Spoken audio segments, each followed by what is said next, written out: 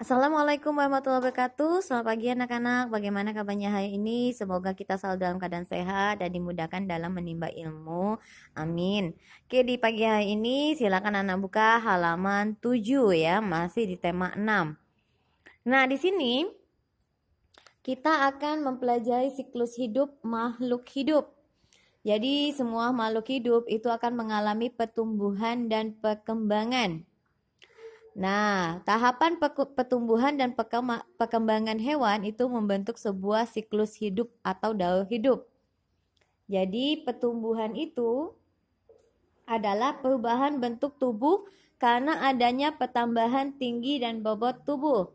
Sedangkan perkembangan itu adalah proses pematangan fungsi alat tubuh seperti alat perkembangbiakan, kemampuan gerak, kemampuan berbicara, dan kemampuan berpikir. Kemudian, pertumbuhan dan perkembangan itu terjadi selama siklus hidup makhluk hidup. Nah, seperti yang kita lihat ya di halaman 6. Ini ada kucing, kemudian ini ada kelinci, ini ada ayam. Nah, kita pasti memiliki yang namanya mungkin di rumah kita ada kucing atau binatang peliharaan ya, seperti ayam juga mungkin. Nah, kemudian tidak hanya kucing, ayam ya yang dapat kita jumpai di rumah, mungkin hewan lainnya seperti serangga juga mungkin kita akan melihat. Seperti serangga juga memiliki siklus hidup. Contohnya adalah kupu-kupu, belalang, nyamuk, kecoa, dan sebagainya. Jadi, selain itu juga tumbuhan dan hewan itu memiliki manfaat, ya. Jadi, hewan dan tumbuhan di sekitar kita itu biasanya dimanfaatkan oleh manusia itu sebagai bahan makanan, bahan pakaian, peralatan rumah tangga, maupun sebagai bahan baku produk kesehatan. Contohnya kalau tumbuhan itu misalnya ada padi ya, untuk digunakan, manfaatnya adalah sebagai makanan pokok. Kapas, manfaatnya itu membuat kain katun. Pohon jati untuk sebagai bahan bangunan dan perabotan. Kemudian kalau hewannya itu ada ikan, itu untuk manfaatnya untuk bahan makanan. Domba, manfaatnya untuk bahan makanan, dan rambutnya itu untuk bahan pakaian atau bulunya ya. Kalau kerbau, manfaatnya itu untuk bahan makanan dan tenaganya untuk membajak sawah. Sama seperti kucing, manfaatnya itu adalah untuk binatang peliharaan sebagai merelaksasikan kita ya. Kalau melihat kucing rasanya lucu sekali. Kemudian ayam ya, kita manfaatnya untuk dimakan ya, mulai dari ayam, telur, dan sebagainya. Pemanfaatnya itu ya, pemanfaatan makhluk hidup juga ada hubungannya dengan siklus hidup hewan tertentu. Misalnya seperti ulat sutra dalam tahap kepompong bermanfaat sebagai bahan pakaian. Serat dari kepompong itu diolah dan dipintal menjadi benang. Jadi benang-benang tersebut kemudian dibuat menjadi kain sutra. Ya, di sini ya, anak-anak buka lagi halaman 20. Nah, kita akan melihat yang namanya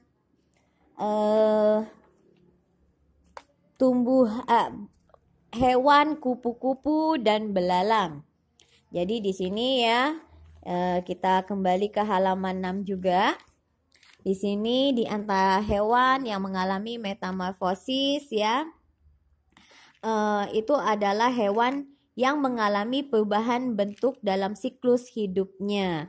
Jadi kalau hewan yang mengalami perubahan bentuk pada setiap tahapan pertumbuhan dan perkembangannya itu dinamakan mengalami metamorfosis sempurna. Sedangkan hewan yang mengalami perubahan bentuk hanya pada beberapa tahap tumbuh kembangnya itu dinamakan mengalami metamorfosis tidak sempurna. Kita akan lihat contohnya di halaman 20. Nah, di sini Tampak pada siklus hidup tersebut, kedua serangga mengalami perubahan bentuk. Jadi mereka ini perubahan bentuk tubuh ini dinamakan dengan metamorfosis.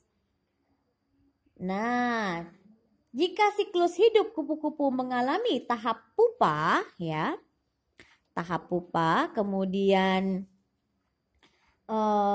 sedangkan belalang itu tidak mengalami tahap pupa, maka tahap pupa inilah yang membedakan metamorfosis yang dialami kupu-kupu dan belalang. Jadi metamorfosis yang mengalami tahap pupa pada kupu-kupu disebut sebagai metamorfosis sempurna. Sedangkan metamorfosis yang tidak mengalami tahap pupa seperti pada belalang itu disebut metamorfosis tidak sempurna. Nah, kemudian ya di sini bisa dilihat ya, mulai dari nomor 1 itu ada kupu-kupu yang bertelur. Kemudian setelah kupu-kupu bertelur, itu ini telurnya ya. Kemudian dia telur itu berubah menjadi lalat. Lalat ya. Ulat ya, ulat. Dia setelah berubah menjadi ulat, dia berubah menjadi pupa. Inilah yang disebut dengan kepompong. Kemudian setelah dia keluar dari kepompong ya, dia berubah menjadi kupu-kupu. Ya, setelah berubah menjadi kupu-kupu, dia akan kembali lagi ya menjadi kupu-kupu dewasa, bertelur lagi ya. Ini telurnya, itulah yang namanya siklus hidup. Sedangkan pada belalang, dari belalang dewasa ya, itu akan bertelur. Nah, setelah dia bertelur, dia akan berubah menjadi nimfa. Ya, nimfa 2 ya.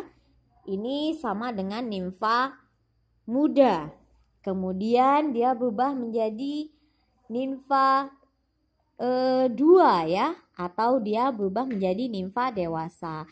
Jadi dia pertama muda, kemudian dewasa, kemudian dewasa ini akan bertelur ya dan kembali lagi. Inilah namanya siklus hidup. Kemudian contoh yang lain juga ya bisa kita lihat di halaman sebentar. Kita lihat di halaman halaman 67. Jadi tahapan pertumbuhan hewan dari kecil sampai dewasa disebut daur hidup hewan. Jadi mengalami perubahan bentuk, ada juga hewan yang tidak mengalami perubahan bentuk. Jadi contohnya ya, kalau daur hidup pada katak ya. Jadi pertama katak dewasa, kemudian dia bertelur, kemudian dia berudu ya, kemudian berudu 2 kaki, kemudian katak muda, kembali lagi dia menjadi dewasa. Begitu juga dengan kecoa ya. Di halaman 68, capung sama nyamuk. Jadi nyamuk ini juga termasuk jenis serangga yang berkembang biak dengan cara bertelur di permukaan air. Jadi ketika telur menetas, dia berubah menjadi jentik-jentik atau tempayak. Tempayak ini akan hidup dan mendapatkan makanannya dari air yang ia tinggali. Jadi makanya kalau kita lihat di bak mandi kita, itu kadang-kadang ada jentik-jentik. Nah, berarti kita harus menguras bak mandi kita. Itu artinya sudah kotor. Berarti kita ganti ya. Setelah cukup umur, tempayak ini berubah menjadi pupa. Nah, kalau dia sudah ada pupa, ya berarti mengalami berubah menjadi nyamuk muda dan sampai nyamuk dewasa. Jadi nyamuk ini termasuk salah satu juga sama seperti kupu-kupu mengalami metamorfosis sempurna. Ya, jadi ada 2 yang mengalami metamorfosis sempurna, yaitu nyamuk dan kupu-kupu. Kalau dia capung masih belum sempurna, kecoa juga belum sempurna, belalang juga belum sempurna. Oke, jadi di sini ya Ciri-cirinya bisa kita lihat kalau metamorfosis sempurna itu ada dua. Yang pertama, terdapat perbedaan bentuk tubuh hewan saat lahir dengan bentuk dewasanya. Kedua, terdapat fase pupa atau kepompong.